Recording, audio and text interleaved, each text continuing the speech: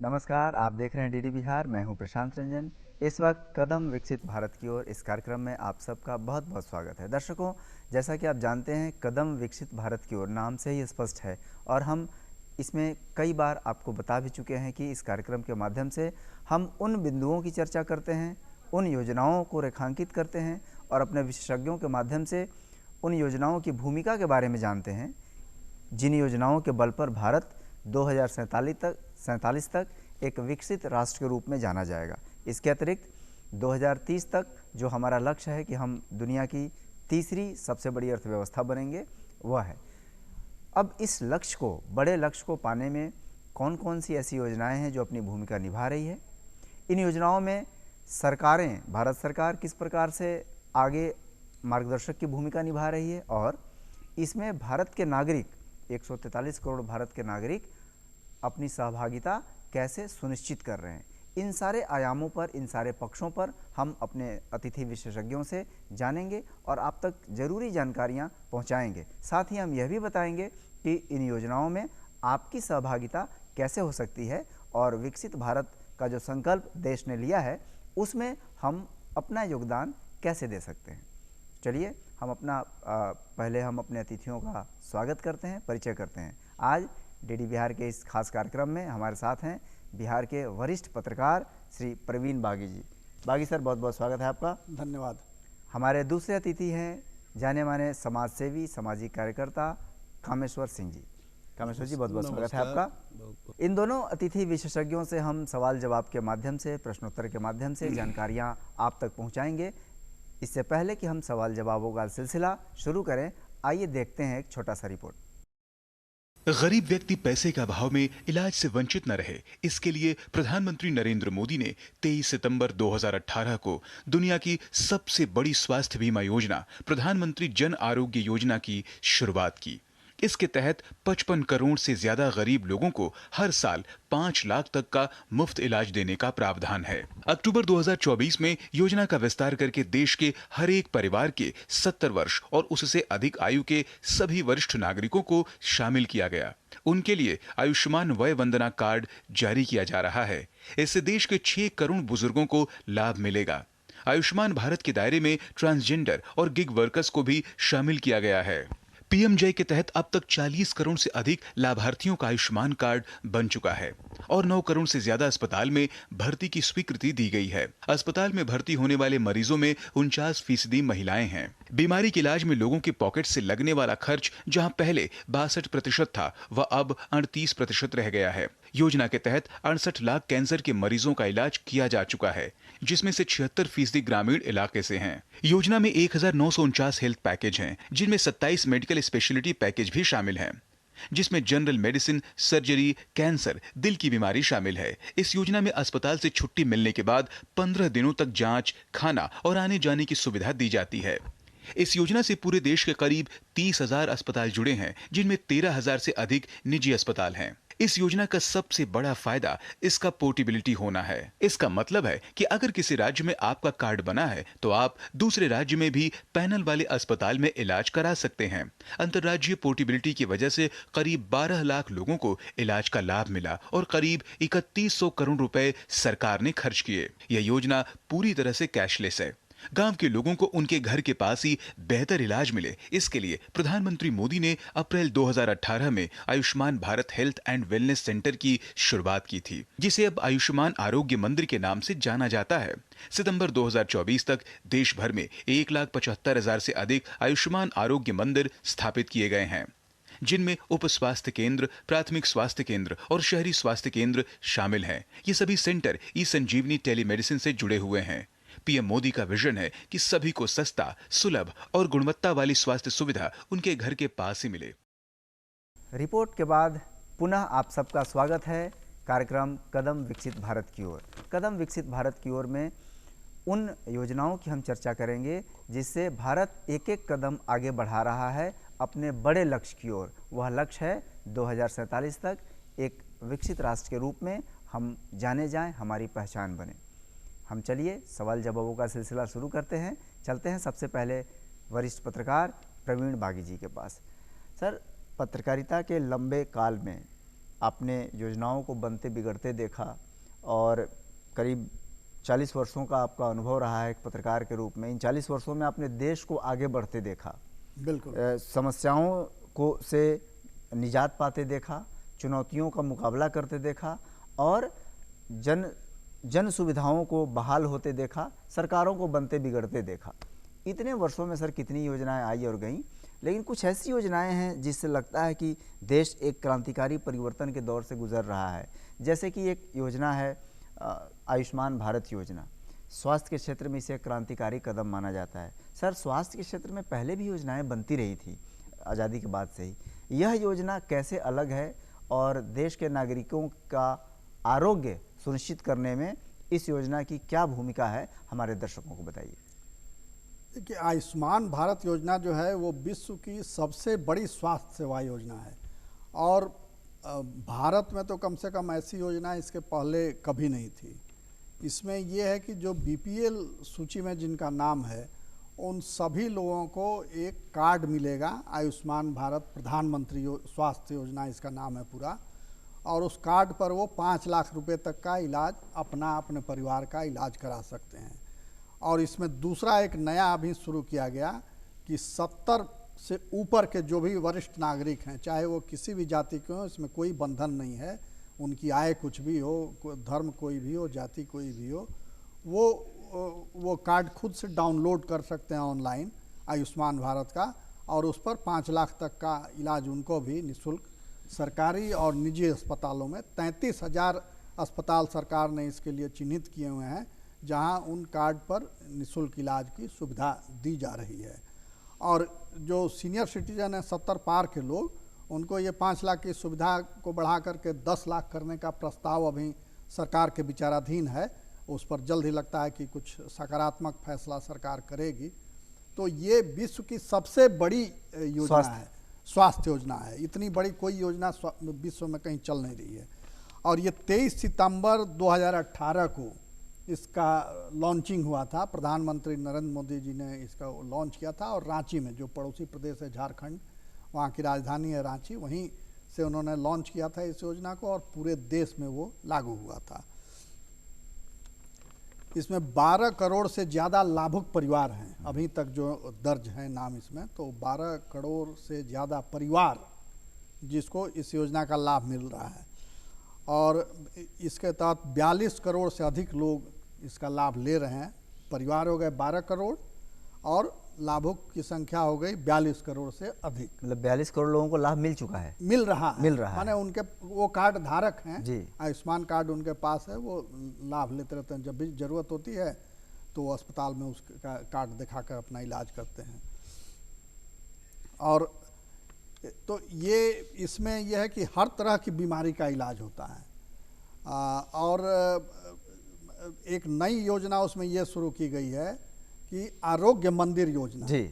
उसमें ग्रामीण क्षेत्रों में ऐसे छोटे छोटे स्वास्थ्य केंद्र खोले गए हैं जहां टेली कॉन्फ्रेंसिंग की सुविधा भी उपलब्ध कराई गई है जी। इस बारे में थोड़ा विस्तार से जानने के पहले चलते हैं कामेश्वर जी के पास।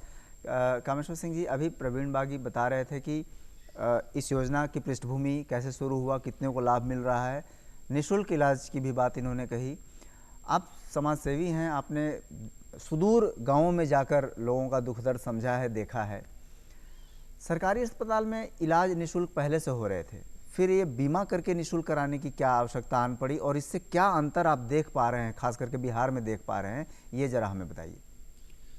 देखिए, ये बीमा शुरू करने की आवश्यकता इसलिए पड़ी कि जो गरीब लोग थे, जिनके पास कोई, उनके परिवार में कोई गंभीर बीमारी से ग्रसित हो गया, हृदय रोग से, किडनी फेल हो गया और कोई गंभीर बीमारी हो गई, तो उनको इलाज कराने के लिए अपना घर गिरवी रखना पड़ता था, ज़मीन बेचना पड़ता था, गहना बेचना पड़ता था। तो ऐसे परिवारों को इस योजना से काफ़ी राहत हुई है और अब वो गंभीर से गंभीर बीमारी का इलाज अच्छे अस्पतालों में, चाहे वो निजी क्षेत्र के अस्पताल हों या सरकारी, जिन बीमारियों का इलाज मान लीजिए किसी सरकारी अस्पताल में नहीं है तो सरकार ने निजी क्षेत्र के भी बड़े बड़े अस्पतालों को उस सूची में रखा है, तो वहाँ भी आप इसके माध्यम से इलाज करा सकते हैं। ये लाभ आम जनता को, गरीब से गरीब आदमी को हुआ है इस महत्वाकांक्षी आयुष्मान भारत योजना के कारण। जी, हम फिर वापस आते हैं प्रवीण बागी जी के पास। इन्होंने नटसेल में बताया कि किस प्रकार से योजना का लाभ मिल रहा है। अभी आप आरोग्य मंदिर की चर्चा कर रहे थे और उसमें बता रहे थे कि कैसे टेली कॉन्फ्रेंसिंग से टेलीमेडिसिन का भी इलाज हो रहा है। हम चाहेंगे कि हमारे दर्शकों को, डीडी बिहार के दर्शकों को आरोग्य मंदिर की जो अवधारणा है और वह जो योजना है, 1.5 लाख से अधिक आरोग्य मंदिर देश में बनाए गए हैं, उसके बारे में थोड़ा और बता दें। तो आरोग्य मंदिर में यह है कि वहाँ जो डॉक्टर रहते हैं वो जनरल डॉक्टर होते हैं। अगर वो आपकी समस्या का समाधान कर दिए, आपका इलाज कर दिए तो ठीक है, मगर आपको कोई बड़ी बीमारी है जिसको का इलाज करने में वो खुद को सक्षम नहीं पा रहे हैं और आप चाहते हैं कि हम इस बीमारी के जो एक्सपर्ट हैं, बड़े डॉक्टर हैं, उनसे संपर्क करें, तो वो टेली कॉन्फ्रेंसिंग के माध्यम से शहर में या बड़े अस्पतालों में बैठे जो एक्सपर्ट डॉक्टर हैं, विशेषज्ञ हैं, उनसे आपकी बात करा देंगे। आप अपनी समस्या कहेंगे, अपनी तकलीफ़ कहेंगे और डॉक्टर उस हिसाब से प्रिस्क्रिप्शन लिख देंगे। वो प्रिस्क्रिप्शन भी आपको मिल जाएगा, ऑनलाइन मिल जाता है। उसके आधार पर आप इलाज आगे बढ़ा सकते हैं अपना। अगर उनको लगता है कि एक बार उनका परीक्षण जरूरी है, उनको देखना जरूरी है, तो फिर वो अपॉइंटमेंट भी दे देते हैं कि आप इस तारीख को आ करके हमसे मिलिए यहाँ पर, और वहाँ उनका नंबर लगा रहता है, वो जा करके अपना दिखला करके इलाज।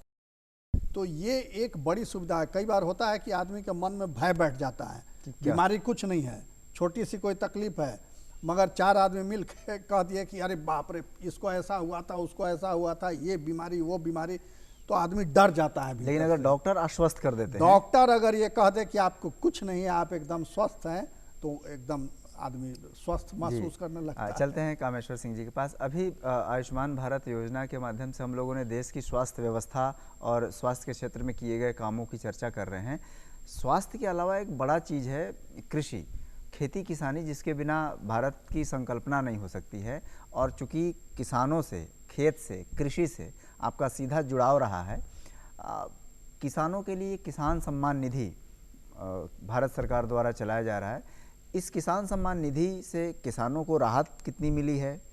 कृषि की जो स्थिति सुधरनी चाहिए उसमें कितना बदलाव आया है? किसान भाई हैं, उनके जीवन में, उनके व्यक्तिगत जीवन में इस किसान सम्मान निधि की भूमिका क्या है, ज़रा इस बारे में हमें बताते। देखिए, किसानों की दशा सुधार करने के लिए और उनकी आय को दुगना करने के लिए भारत सरकार ने कई महत्वाकांक्षी योजनाएं चला रखी है जी, ताकि उस योजनाओं का लाभ लेकर किसान अपनी आमदनी को दुगना कर सकें, बढ़ा सकें, खेती में भी उनको लागत खर्च कम हो, उत्पादन ज़्यादा हो, उनको समर्थन मूल्य सही तरीके से प्राप्त हो। तो उसमें इसके पहले, इस सरकार के पहले किसी ने किसानों के बारे में ये नहीं सोचा कि उनकी भी कोई आर्थिक मदद करनी चाहिए। कभी कभी सरकारों ने कृषि लोन माफ़ करने का काम किया, लेकिन इससे उनकी समस्या का स्थायी समाधान नहीं होता। अस्थायी समाधान की दिशा में वर्तमान केंद्र की सरकार ने, मोदी जी की सरकार ने ये कई योजनाओं को प्रारंभ किया है कि किसानों की जो समस्याएं हैं उसका स्थायी निदान निकले, उनके अनाज का उचित मूल्य मिले, उनके भंडारण की सुविधा मिले, बाजार की सुविधा मिले, सही समय पर और उचित मूल्य पर खाद और बीज मिले। नीम कोटेड यूरिया वगैरह है। हाँ, नीम कोटेड यूरिया भी उसमें आई, इसीलिए यूरिया की ब्लैक मार्केटिंग समाप्त हो गई लगभग। उसी दिशा में सरकार ने फिर आगे ये भी सोचा कि हम थोड़ी बहुत किसानों को आर्थिक रूप से भी मदद करें, जिसके कारण किसान सम्मान निधि नामक योजना भारत सरकार ने लागू की है। महत्वाकांक्षी योजना है। इसमें बिहार में 77-78 लाख किसानों को इसका लाभ मिल रहा है। बड़ी संख्या है। हाँ, साल में 6,000 रुपये 2-2 हज़ार करके 3 किस्त मिलते हैं, 3 किस्त में। लेकिन इसको भी बढ़ाने की बात चल रही है। इसको भी 8,000 या 10,000 करने का प्रस्ताव है भारत सरकार के पास, और हम समझते हैं कि इस पर भी सरकार सकारात्मक रूप से निर्णय लेकर किसानों के पक्ष में निर्णय लेगी, ताकि किसानों को और राहत मिल सके। इस योजना के कारण जो छोटे किसान, सीमांत किसान थे, जिनको खेती के समय खाद बीज खरीदने के लिए किसी साहूकार से ब्याज पर पैसा लेना पड़ता था, इसके कारण उस पर रोक लगी है बहुत हद तक। और अब समय पर किसानों को, जो छोटे किसान हैं, उनको खाद बीज खरीदने के लिए किसी दूसरे से कर्ज लेने की ज़रूरत नहीं होती है। खेती किसानी को लेकर जो केंद्र की सरकार है, खास करके नरेंद्र मोदी की सरकार 11 वर्षों से है, इसके रुख को आप किस तरह से अलग मानते हैं, सकारात्मक मानते हैं? सिर्फ किसान ही नहीं, खेती और पूरे कृषि समेकित रूप में को लेकर केंद्र की सरकार कितनी गंभीर है और कितना प्रतिबद्ध है, इस बारे में हम आपके विचार जानना चाहेंगे। देखिए, ये सरकार जो है वो देश के चौमुखी विकास के लिए जी प्रयासरत है और उसमें निरंतर नई नई योजनाएं लाई जा रही हैं, नए तरीके ढूंढे जा रहे हैं। जहां जो समस्या है उसको पहचान करके उसको कैसे दूर किया जाए, इसके उपाय खोजे जा रहे हैं। तो उसी के तहत ये है किसान सम्मान निधि। ये योजना जो है 1 फरवरी 2019 से शुरू हुई है जी। और इसमें किसानों को साल में 6,000 रुपये दिए जाते हैं 3 महीने पर, 2-2 हज़ार करके 3 किस्तों में। 3 किस्तों में दिए जाते हैं। तो किसानों के पास अनाज होता है, मगर कई बार होता है कि नकदी का अभाव रहता है उनके पास, तो छोटे मोटे काम उसके अभाव में रुक जाते हैं। तो वो न रुके, इसके लिए ये योजना शुरू की गई है ताकि खेती के समय में किसानों के पास कुछ नकदी रहे, वो उस हिसाब से अपना खर्च कर सकें। जैसा कि कामेश्वर जी ने कहा कि खाद है, बीज है, ये सब खरीदने के लिए तो 2-2 हज़ार करके 3 किस्तों में ये रुपए उनको मिलते हैं। और इसमें 2 हेक्टेयर तक के जो जोतदार हैं उनके लिए ये योजना है। 2 हेक्टेयर से जिनके पास ज़्यादा ज़मीन है वो इस योजना में नहीं आएंगे। और जो इनकम टैक्स पेई किसान हैं या सरकारी सेवा से पेंशन लेते हैं रिटायर होने के बाद, वैसे लोग इसमें शामिल नहीं हैं इस योजना में। जो विशुद्ध किसान है और सीमांत और लघु किसान, असल में पैसे की आवश्यकता उन्हें अधिक है। उन्हें अधिक है, तो इसलिए उनको ये दिया जा रहा है। और वो एकदम बिल्कुल समय पर पैसा उनके ऑनलाइन ट्रांसफ़र है, इसमें कोई बिचौलिया नहीं, कहीं कोई दिक्कत नहीं, सीधे आपके खाते में पैसा निश्चित तिथि को आ जाएगा। तो ये एक बड़ा फ़ायदा है। अब तक होता ये रहा है कि जो भी इस तरह की सरकारी कल्याणकारी योजनाएं होती हैं उसमें बिचौलिए लग जाते हैं। अब 2,000 रुपये आपको मिल रहे हैं तो उसमें पता लगा कि 1,500 रुपये आपके अकाउंट में आया या आपको हाथ में मिला 500 रुपया गया उधर। तो ये व्यवस्था बिल्कुल समाप्त कर दी गई। ये जो डीबीटी आ गया, डायरेक्ट बेनिफिट ट्रांसफर, ये सरकार की एक बहुत दूरदर्शी सोच है जी, जिससे जो लाभान्वित होने वाले परिवार हैं या व्यक्ति हैं उनको 100% लाभ पूरा मिल जाता है, उसमें कहीं कोई कटौती नहीं है। तो ये इसका फ़ायदा भी मिल रहा है और किसानों में खुशहाली आई है, खेती में उनको बहुत मदद मिल रही है। जहाँ तहाँ कुछ थोड़े से पैसे के लिए हाथ नहीं पसारना पड़ता है, कर्ज नहीं लेना पड़ता है। तो ये तो इसीलिए सम्मान रखा गया इसके नाम में। नाम ऐसा नहीं दिया गया कि आपको दान दिया जा रहा है, कोई उपकार कर रहे हैं। हाँ, हीनता का बोध नहीं इससे कराया जाता है। आपको सरकार सम्मानित कर रही है क्योंकि आप देश को अन्न उपलब्ध करा रहे हैं, आप अन्नदाता हैं इस देश के, तो इसलिए सम्मान दे रही है सरकार आपको। जी अभी चलते हैं कामेश्वर सिंह जी के पास। अभी प्रवीण बागी जी बता रहे थे कि किस्तों की बात की, पैसे कैसे जाते हैं। उसमें एक महत्वपूर्ण बात इन्होंने कही कि पैसे ऑनलाइन ट्रांसफ़र किए जा रहे हैं देश के सारे किसानों को एक बार में डीबीटी के माध्यम से। और पहले योजनाओं में कैसे बीच में रास्ते में जो लाभुकों का हक था उसकी हकमारी हो जाती थी। डीबीटी के बारे में हम चाहेंगे कि थोड़ा सा आप प्रकाश डालें, क्योंकि लगातार आप लाभुकों के बीच काम करते हैं, कार्यकर्ताओं के बीच काम करते हैं कि डायरेक्ट बेनिफिट ट्रांसफ़र आ जाने से, ऑनलाइन ट्रांसफ़र आ जाने से किस प्रकार से पूरा पैसा लाभुकों को मिल रहा है और पहले से कैसे स्थिति सुधरी है।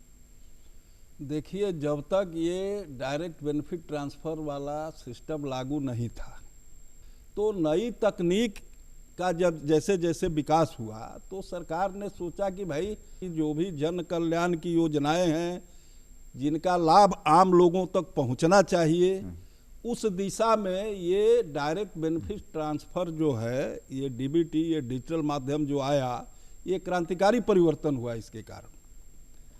और कोई भी योजना, केवल यही योजना नहीं, जिन योजनाओं में ये सिस्टम लागू किया गया, वो चाहे सामाजिक सुरक्षा का पेंशन का हो, चाहे वो आयुष्मान भारत का हो या किसान सम्मान निधि का हो, जिन योजनाओं में सीधे खाते में पैसे भेजने की व्यवस्था केंद्र की सरकार और राज्यों की सरकारों ने जो किया है, इसके कारण अधिकारी कर्मचारी बिचौलिए की जो मनमानी होती थी और भ्रष्टाचार होता था, पैसे की बंदरबाट होती थी, उस पर काफ़ी हद तक लगाम लग गया, वो समाप्त हो गई व्यवस्था।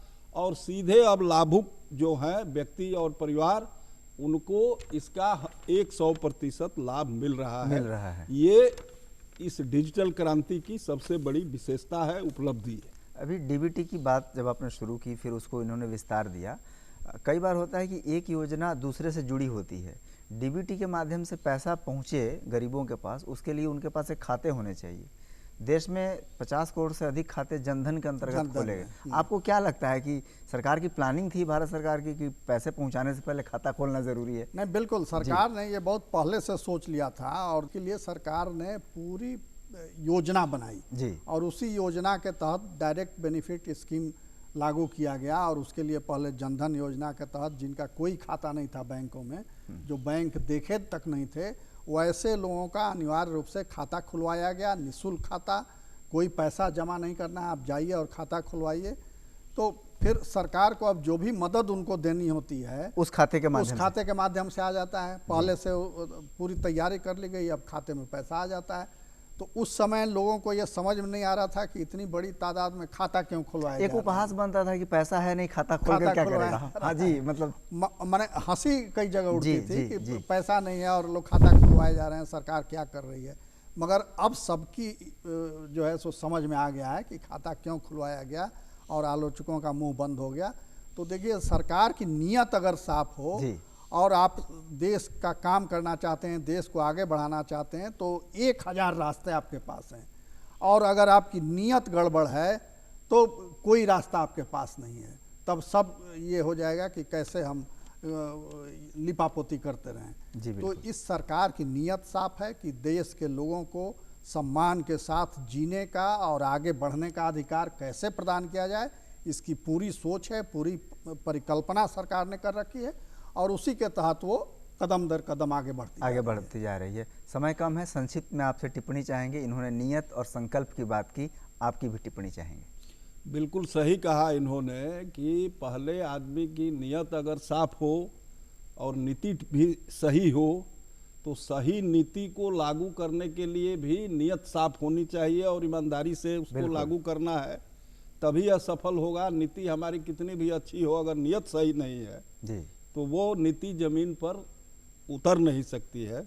लेकिन इस सरकार की नीति और नियत दोनों साफ है और सरकार इस बात के लिए संकल्पित है कि हमारे देश के आम नागरिक जो भी हैं, जिस क्षेत्र में भी वो काम कर रहे हैं, उनको हर तरह से कैसे मदद पहुंचा करके आगे और उनको बढ़ाने का काम करने में सरकार क्या मदद कर सकती है, उसके लिए सरकार चौतरफा प्रयास कर रही है सभी दिशाओं में, सभी क्षेत्रों में, ताकि देश हमारा 2047 तक विकसित भारत के रूप में खड़ा हो सके। जी बिल्कुल, ये नीति और नियत की बात है। हमारे दोनों अतिथि विशेषज्ञों ने इस पर जोर दिया कि एक अच्छी नीति को सही से सफलतापूर्वक लागू करने के लिए एक साफ सुथरे नियत की आवश्यकता होती है और भारत सरकार के नियत से और तौर तरीकों से पता चल रहा है कि उसकी मंशा सही है कि इस प्रकार से काम किया जाए कि कदम दर कदम बढ़ाते हुए 2047 के अपने लक्ष्य को भारत प्राप्त करे, 2030 के अपने लक्ष्य को भी